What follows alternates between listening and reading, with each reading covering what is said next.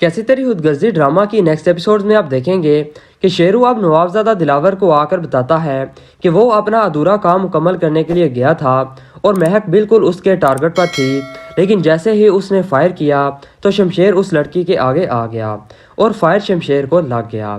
इस तरह दारा भी बाबा साहब के पास आ रहा होता है और वो शेरू और बाबा साहब की ये बातें सुन लेता है। दूसरी तरफ शेरू की ये बात सुनकर नवाबजादा दिलावर शेरू पर बहुत गुस्से होता है और उससे कहता है कि तुम पागल तो नहीं होगे, मैंने तुम्हें शमशेर की बीवी पर गोली चलाने का कहा था और तुमने मेरे ही बेटे पर गोली चला दी। दफ़ा हो जाओ मेरी नज़रों से, इससे पहले कि मैं तुम्हारी यही कब्र बना दूं। इस तरह अब शेरू जैसे ही वहाँ से जाता है, अब दारा बाबा साहब के पास आ जाता है और उनसे पूछता है कि शेरू यहाँ क्या करने आया था।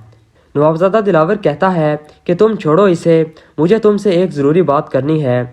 शमशेर पर किसी ने कातलाना हमला कर दिया है और वो अस्पताल में है, तुम चलो मेरे साथ, हम अस्पताल जा रहे हैं। दारा पूछता है कि आखिर शमशेर पर कौन गोली चला सकता है और आपको ये बात कैसे पता चली। नवाबजादा दिलावर कहता है कि तुम छोड़ो ये बातें, फ़िलहाल ये ज़रूरी नहीं है, तुम मेरे साथ जा रहे हो कि मैं अकेला ही चला जाऊं। दारा बाबा साहब से कहता है कि अब तो बस कर दें, मैंने आपकी और शेरू की सब बातें सुन ली हैं और मुझे सब पता चल चुका है कि शमशेर की इस हालत के ज़िम्मेदार सिर्फ आप हैं।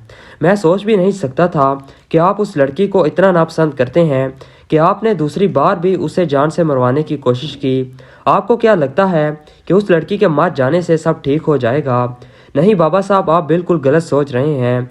आपकी इस हरकत से तो शमशेर और आपके खिलाफ हो जाएगा। शमशेर ने उस महक की खातिर अपना घर, खानदान, नाम, वकार सब छोड़ दिया और उस लड़की की खातिर अपनी जान खतरे में डालकर उसकी जान बचाई।